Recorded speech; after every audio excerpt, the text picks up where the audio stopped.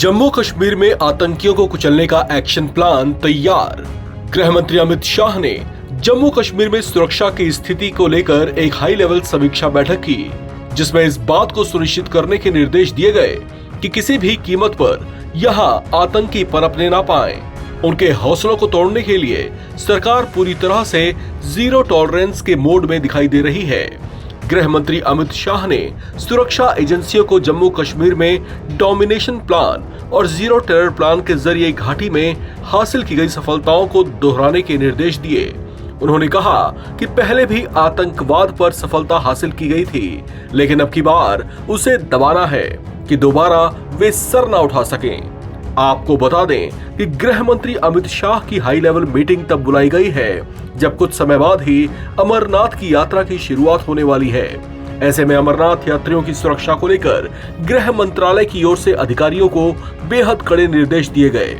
अमरनाथ यात्रा के मार्ग पर सुरक्षा व्यवस्था पर अतिरिक्त बल की तैनाती और इस मार्ग पर 24 घंटे कड़ी निगरानी के आदेश दिए गए हैं।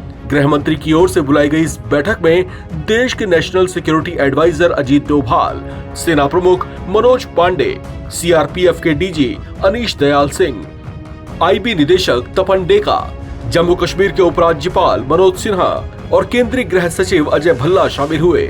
इनके अलावा डीजीपी स्वान, चीफ सेक्रेटरी डुलू, एडीजीपी कुमार और कई दूसरे वरिष्ठ अधिकारी भी इस बैठक में शामिल हुए।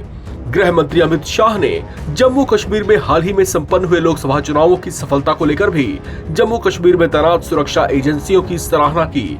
अमित शाह ने कहा कि ये सुरक्षा बलों की चौकसी का ही नतीजा है, जो जम्मू कश्मीर में लोगों ने चुनाव में बढ़ चढ़ कर हिस्सा लिया। उन्होंने इसी तरह से आगे भी चौकस बने रहने और घाटी की सुरक्षा को बनाए रखने का निर्देश दिया। उन्होंने खास तौर से जम्मू कश्मीर में विदेशी आतंकवाद को कुचलने के लिए रिसोर्सेज के फुल स्पेक्ट्रम का इस्तेमाल करने पर भी जोर दिया।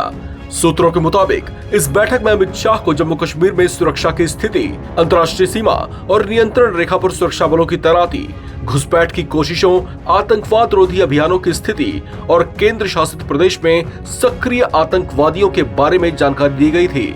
आतंकवादियों ने पिछले 4 दिनों में ही जम्मू कश्मीर के रियासी, कठुआ और डोडा जिलों में 4 स्थानों पर हमले किए, जिसमें 9 तीर्थयात्रियों और सीआरपीएफ के एक जवान की मौत हो गई थी, जबकि 7 सुरक्षाकर्मी इन हमलों में घायल हो गए थे। इस खबर में फिलहाल इतना ही। बाकी अपडेट्स के लिए आप बने रहें एनबीटी ऑनलाइन के साथ।